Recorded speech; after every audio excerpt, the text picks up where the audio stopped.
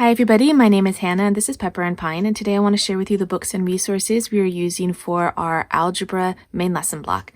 The resources I'm sharing with you today are for junior high and even into 9th grade. So this would be high school level, but it would be for a basic algebra class or for pre-algebra. The resources that I'm sharing with you, the textbooks and the workbooks, are not going to be for high school level algebra with the same rigor that you would expect in a typical high school class. So even though the concepts are the same and the information is the same, the resources that I'm sharing with you today are going to go about teaching it in a much slower, more gentle way with easier examples, not as much rigor.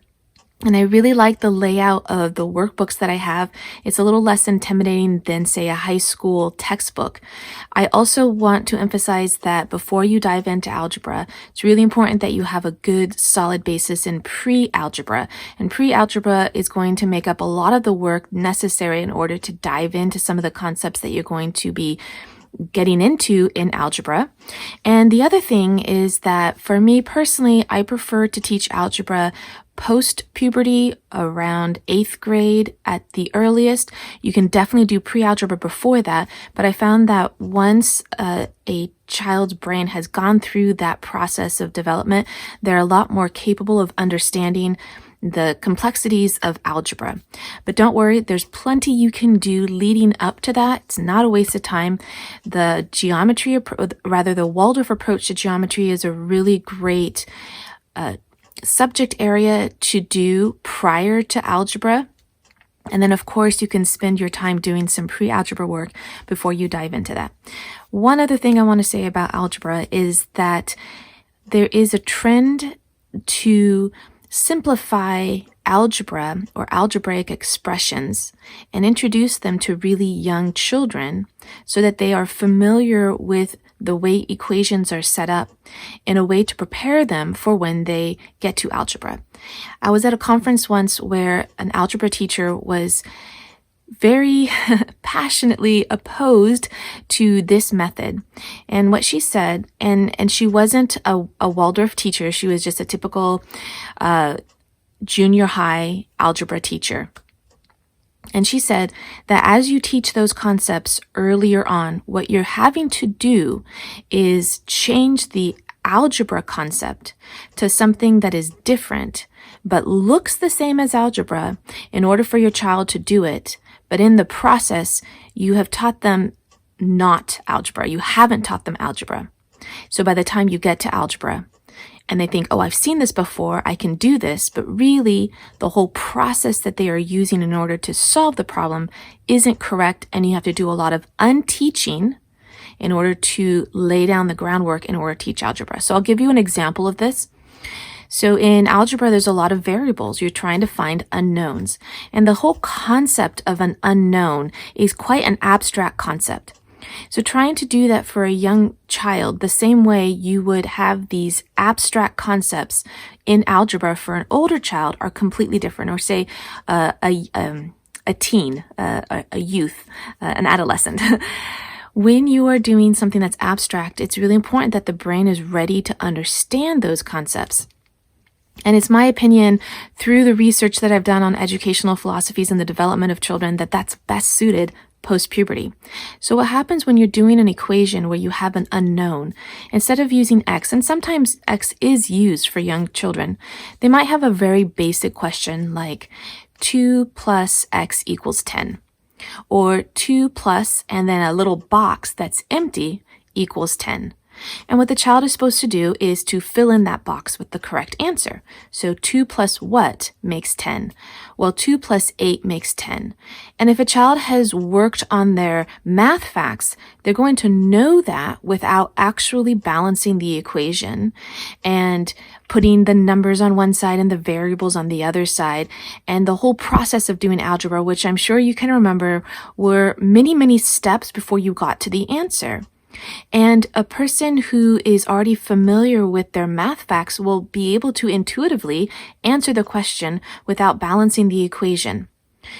This is a problem because as you get to upper algebra or, upper division math or algebra that is going to not be intuitive, because algebra isn't intuitive. I know that we can sometimes skip steps, especially if you're really familiar with these math concepts. And sometimes I do that and I have to remember to pull it back and go step by step, because for a new student who is exposed to algebra for the first time, skipping steps is so disconcerting. It really leaves them confused.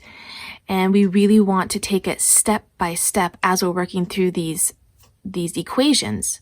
So when you're looking at something that's intuitive versus something that you have to work through, they're two very different concepts. So when you have worked through intuitive thinking math, because you are familiar with your math facts, when you finally get to something that you have to work through, you have to undo what you have been trained to do and then relearn a new way of collecting all of your numbers on one side and then all of your variables on the other side. And then when you get to quadratic equations, there's a lot more complexities going on. And parentheses and exponents. It's a very rich, beautiful math, but it is no longer intuitive for most of us. There are some math whiz out there who can probably do a lot of these things in their head, but for the most part, we want to be able to teach algebra with a particular process so that we can recreate that process as we're working through our equations. So I am just sharing with you a teacher's impression of the work that she had to do with her students. You may have your own impressions of how you want to do this. You may view them as two very different math concepts, the intuitive math, or, filling in the blank of something that you don't know. You may not even relate it to algebra at all. That's okay. I wanted to share this insight with you because sometimes we get anxious about how our children are going to perform with upper division math, or how they're actually going to get to these complex concepts if they're not exposed to them at a younger age in a simplified version. And for me, I prefer to work heavily on the basics of math, just basic arithmetic, and really have that well understood to the best of my ability, to the best of my child's ability, to really become proficient in those concepts and master those concepts as best as they can before they move into pre-algebra and algebra, and then eventually geometry at the high school level, because the geometry that we do at the junior high level and the elementary level is quite different than the geometry that you're going to see at the high school level. So I'm not taking algebra concepts and simplifying them for my students. I want to take that time and really master the arithmetic that you're going to need 100% when you get to algebra. So here are my thoughts on this, and then I will show you these resources. So many times students have gotten questions wrong, not because they didn't understand the concept, but because they made a very silly error. And they didn't add correctly. They didn't multiply correctly. They missed a negative sign. They got confused with maybe multiplying two negative numbers together or subtracting a negative number. In some way, so often, they have lost points or even a whole grade because of silly errors or oversights, or just not having mastered an arithmetic concept or basic arithmetic really well. Oftentimes this is the case. Very few times are you just completely lost and you're like, I don't know, I'm just guessing here. What that tells me is that it's so important that we master those basic concepts before we move on. Not just so that we're not making silly errors, but because we need a really firm, really strong, we need a firm, strong foundation, but one in which the child feels confident in. Because as you move forward into these concepts, and algebra is just the gateway into so much math that's out there. And maybe your child isn't going to go into all the way through calculus and beyond, but algebra is really just the beginning of what math has to offer. And what we're going to be using for primarily the rest of our life is going to be the basic math. And if we're overlooking that, we can't build upon a shaky foundation. We're going to have to go back and perfect those ideas. And so for me, if I've gotten into algebra and it's not working, a lot of times for me, it means I have to go back to pre-algebra and really make sure that those ideas are solidified before moving on. So that is my insight and knowledge and experience that I want to share with you. I would love to hear your thoughts as well, because I am sharing some of my own personal experiences, but also I'm sharing from the philosophies and educational philosophies that I've learned, and from people that I've spoken to, teachers and educators who I've spoken to, who have insight in a classroom with many students over many years of teaching. And I really appreciate what they can bring, because oftentimes a teacher's best quality is being able to teach. And sometimes that's shackled by what the expectations are of the educational system or of the students or of the curriculum. And a teacher's best skill is being able to teach outside of what those restrictions are. And sometimes we want to be able to, whoever your students are going to be with, we want to be able to give those teachers students who have a love of learning, who are capable of learning, who are excited about the material, and who are capable of doing so. So let's dive into the resources that I want to share with you today. I don't have very many on algebra, but I do have one game that I think will be really great to begin with for pre-algebra skills, and really just to keep the interest in math alive as you work through the grades. This is something that's a little bit, actually, not just a little bit more challenging, quite a bit more challenging.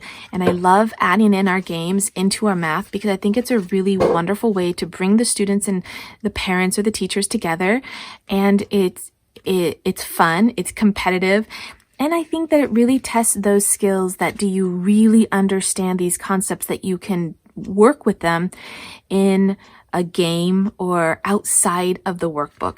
So this one is called 24 Game. We have several in the series, and this one is for integers. So we're doing positive and negative numbers, and we're doing all 4 mathematical operations. This one is for ages 12 and up, and it is quite a challenge. And in this game, we're going to be using all 4 numbers with the different operations in order to make the number 24. And we have easy questions that are 1 dot questions. We have hard questions that are 3 dot questions. And we have a few in here as well that are 2 dot questions. And those are going to be right in the middle. The way that I like to play these games, especially with the multiple levels, is that if we're all working through these cards, and someone gets a 3, like a really difficult card, then that counts as 3 points. An easy one counts as 2 points, and this one counts as, or an easy one counts as 1 point, and this one counts as 2 points. You don't have to do that, of course, but it's just a way to kind of add a little bit of competition and challenge to it. Another way that we can do it is that each person has their own card that they're working through, so that it's less competitive, and each one is just working against the clock or working against their own card.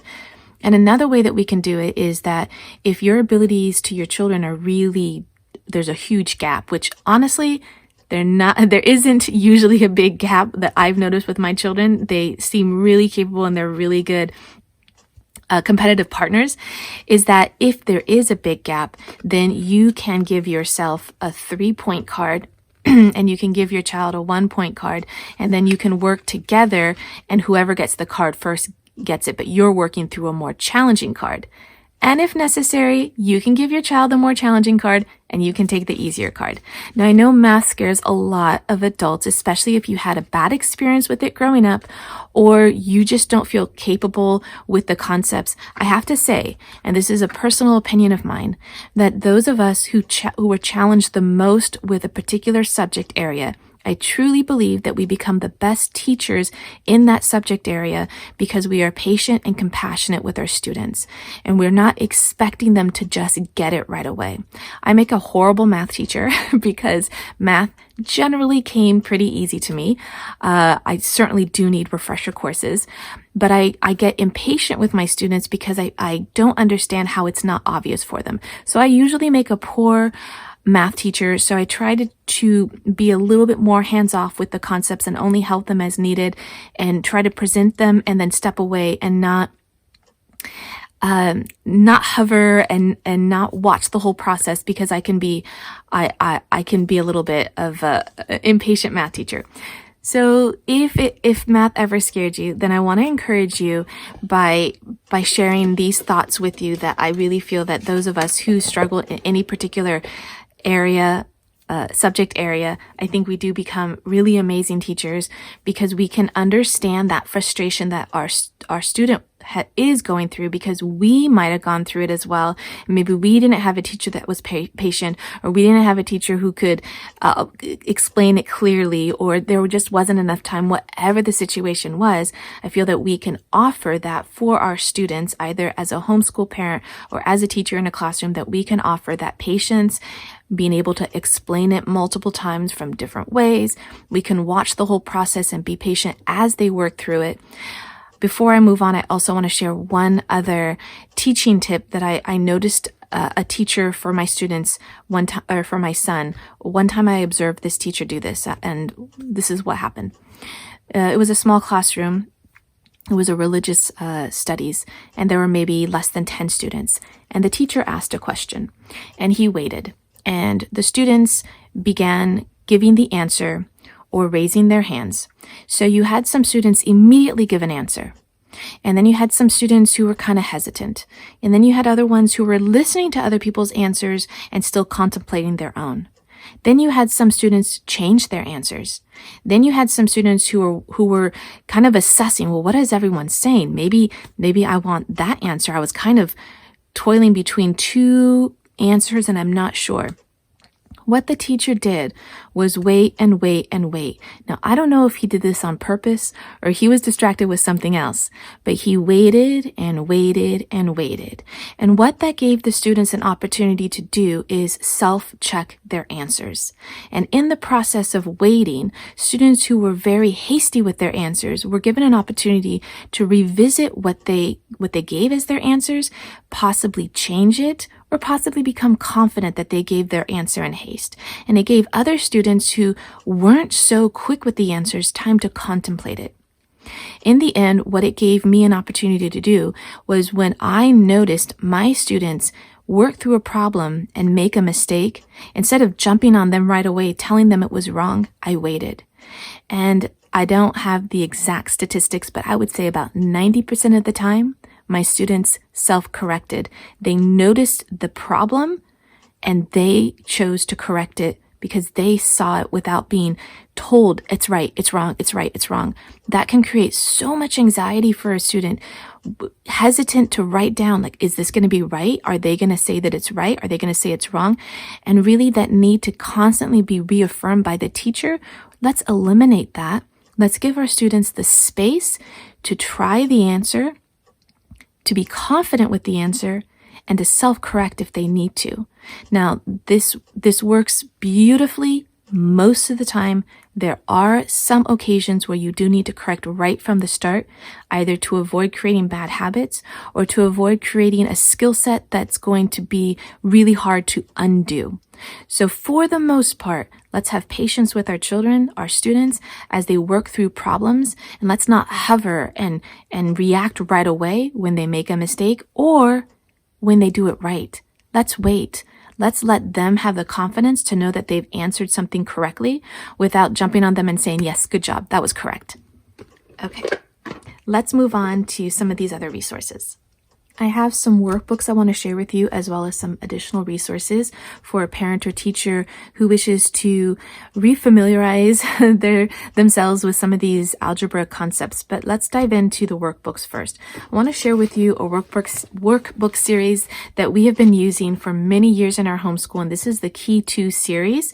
We have Key to Algebra and Geometry, to Measurement, to Fractions, Decimals, and Percents, and I really, really like this approach. The workbooks are quite thin. There are only a few thick ones for the geometry workbooks, but for the most part, they're really thin.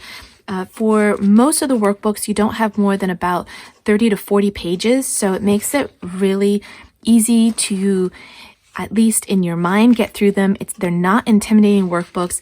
I also like the paper. I know that's not really the point, but the paper is really thin. It almost is like newsprint.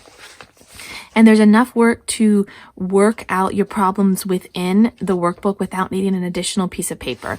I really like these workbooks as well because they have just enough repetition, at least for my students. Sometimes it gets a little bit laborious and tedious, but for the most part, it's just enough repetition. The concepts are introduced really slowly, and you have enough time to practice those concepts and really get to a certain level of proficiency before moving on to other concepts. Also, the instructions are very clear, very easy for a student to read and figure out the math without having additional instruction. But it is a good idea to maybe walk through with the students just to make sure that they're understanding and doing the questions correctly if they're struggling in that way.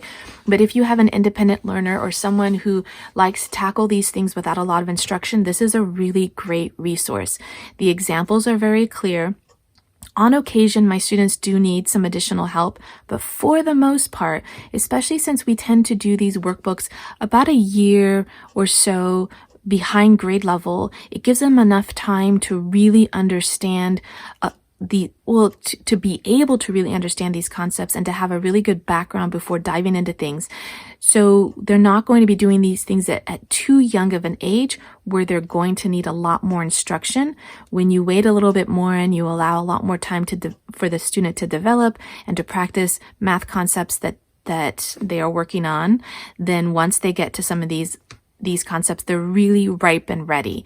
So never fear if you're doing things about a year or two behind grade level. It just means, for the most part, as long as you have a child who doesn't have any learning challenges, for the most part, your child will be able to grasp those concepts much easier than if you had introduced them a couple of years earlier. A lot of growth happens for students year to year, and something that was a struggle for your student one year might be a complete breeze the next year. And to save them all of that torment and anxiety and tears in that year of struggle, if you just gave it a little bit of time, chances are your student will grasp it a lot easier with a lot more confidence and a lot more love of learning. Now, that's not always the case, and as a teacher and a parent, you know best for your student. But in my experience, I've noticed that when something's not working, if I back off, I don't even have to simplify it. I just back off of it for months, for a year, however long it needs. When we revisit it again, it's as if it just comes together so much easier. So these books go through multiple subjects or areas within the subject. So Key to Algebra Workbook number 1 goes through operations and integers. And you can see on the back of the workbook that it has all of the different books that are within this series. You also have the answer books as well, and some reproducible tests if you want. There is a quiz or a test at the end of each book. So there's a little practice test that just goes over all of the concepts that were studied in this workbook. And then you can kind of use that just to gauge, if you wish, how well your student learned these concepts. We're not big on tests and quizzes in our homeschool, so it's not something that I rely on heavily. If my students are struggling through an area, we'll either slow down or we'll explain the concept again, or we'll do more practice work. But I just don't do tests and quizzes and grades in our homeschool. So the next book is Variable Terms and Expressions. This is one that's already been worked through. So you can see how much of the workbook gets used up with working through the questions. We have workbook number 3 is on equations. And again, there's an adequate space to work on the equations. My son does have some big handwriting, so he uses up all of that space. And then we have polynomials for book number 4. And then number 5, and this is an old cover, rational numbers. And the old workbooks, the paper was a little bit different. These have been around for many years. We have workbook number 6, which is multiplying and dividing rational expressions. So you can see you're getting into some big concepts here. Adding and subtracting rational expressions is for workbook number 7. Workbook number 8 gets into graphs. And again, these are the things that you're going to see in high school algebra, but this is a much slower, more gentle, less rigorous approach. So you can definitely use it in conjunction with your high school math as extra practice. You can use this as almost like a pre-algebra to the rigor of an algebra high school class. You can use this in a junior high, as a junior high algebra class, if you want to use the workbooks to supplement those lessons. And so number 9 is systems of equations. And then 10 is square root and quadratic equations. So these concepts and these questions, they should look familiar, but the whole delivery of these workbooks feels for me like a really gentle, simple approach that's not too intimidating. I do have some new workbooks for us. These are new for us, but they are a very old workbook series. They're called Straightforward Math Series, and they do have some algebra books, but what I actually want to show you first are the pre-algebra books. Now, in our homeschool, we have a lot of hand-me-down workbooks that I end up using for my students' daily math workbook.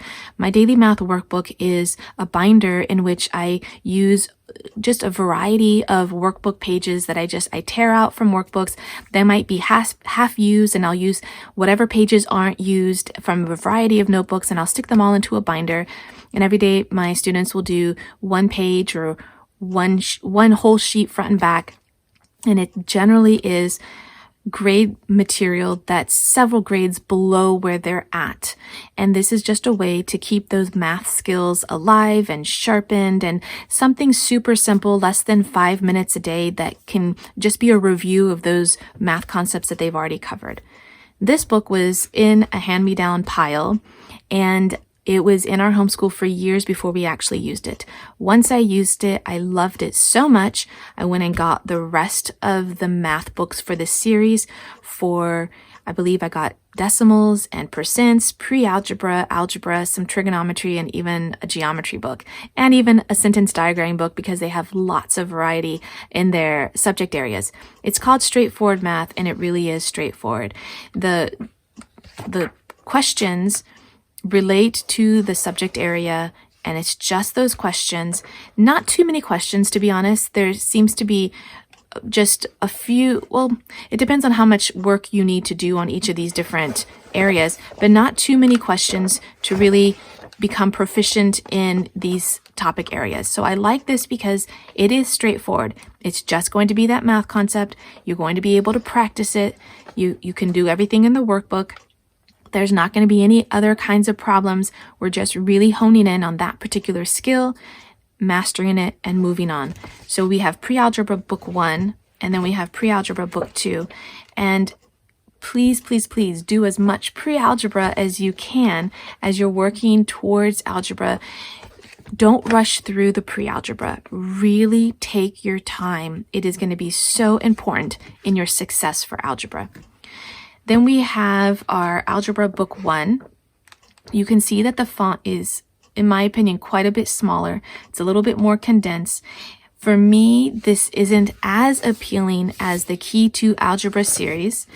It has in my opinion, a little bit more heaviness to this work. So definitely a junior high level, and maybe something that can complement a high school level class that's not going to be as rigorous of an algebra class.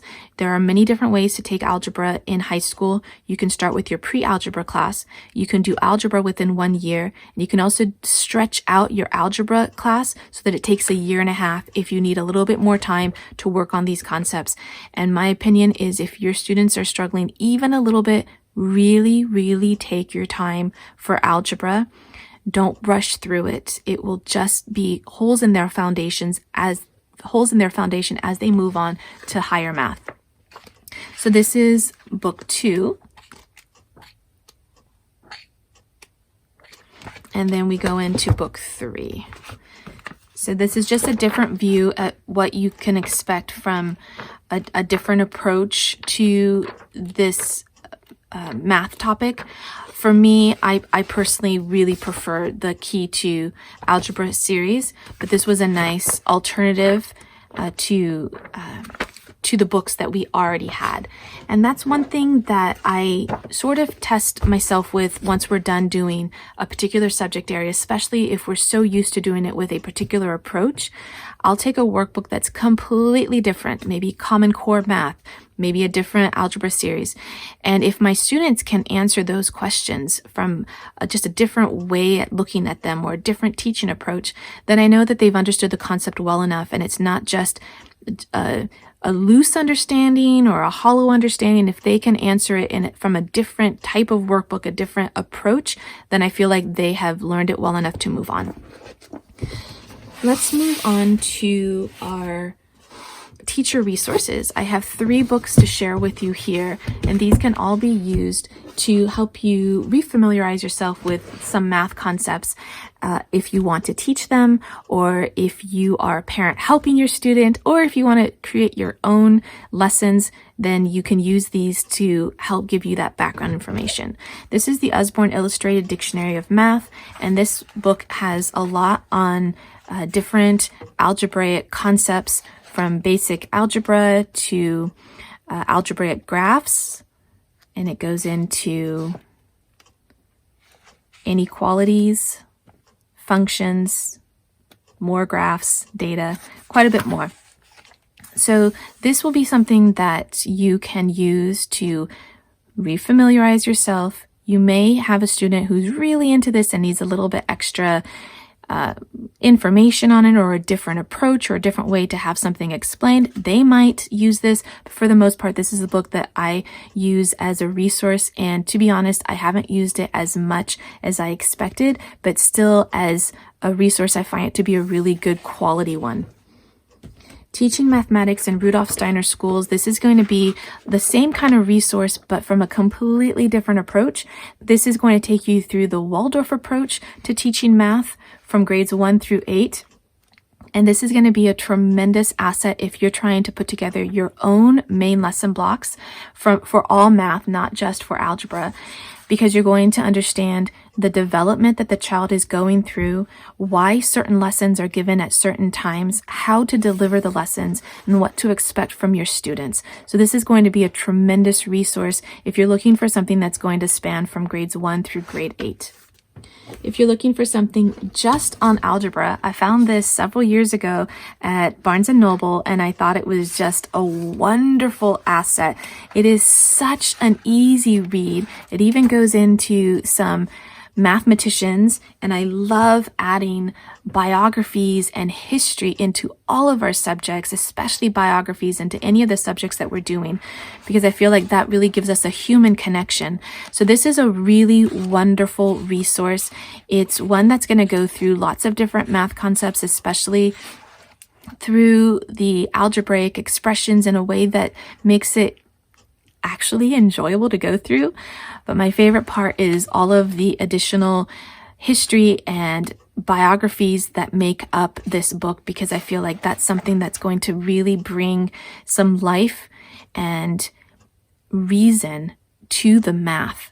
So this is a really great resource. I think I've said that 3 times and I really do mean it. It's an awesome resource. And I think that if you have any love of math, you might lose yourself in this book reading it. But if you need it for your lessons, I find that this would be a really wonderful way to complement your algebra lessons, because often we don't have that reason behind it, the connection behind it, the mathematicians behind the math, and this is one book that can really help you get there. The last resource I want to share with you is Introduction to Algebra from Simple Formulas to Linear Equations. This is by Live Education. This is a curriculum that comes with all the other main lesson books for grade 6 or grade 7 or grade 8, whatever year you choose to introduce algebra. You're going to have a main lesson book that the algebra main lesson book can go with it. So what I'm saying is that for grade 6, you can also have the geometry, because for Live Education, they have geometry in grade 5 and grade 6. Then you can introduce algebra in grade 7 or grade 8. So I put grade 6 here, but actually on their website, you can find out which grade the Algebra Workbook is recommended. So this is going to be a Waldorf approach to algebra, which is, in my opinion, quite a different approach than most educational philosophies, in that it's going to be somewhat story driven. There's going to be some examples and drawings and this reason behind why we're doing algebra. I have to say that we've only done the first few lessons with each of my kids. Once we got more into the book, we ended up relying on our Key to Algebra workbooks rather than this main lesson book. So I had a bit of a struggle trying to bring these lessons to life, but I did want to share it with you because this will show you the Waldorf approach to introducing algebra, which I think is a really beautiful, holistic, integrated, and connection-driven way to teach all subjects, and especially math, because with math, and this is my tendency, is to go to a more drier place. I love adding the picture books and our hands-on projects and our games, but when it comes to the actual teaching of the math concepts, I end up veering more to a drier, more analytical way of approaching it. So I really wanted to share with you this algebra book, or the whole educational philosophy and all of the books by Live Education. I think they're really well done, and they closely follow the Waldorf principles. So if you want to recreate this in your home, then this is a really wonderful asset that I highly recommend. I know for me that we've ended up straying off and including other resources as we have embarked on our algebra studies. Don't forget to check out the blog post that accompanies this video with more information and links to the materials that I shared with you. That link is down in the description box below. You can tap on the screen right now if you want to check out some of our math videos and geometry tutorials. And if you want to see how our homeschool is progressing on a daily basis, you can find me on Instagram at Pepper and Pine.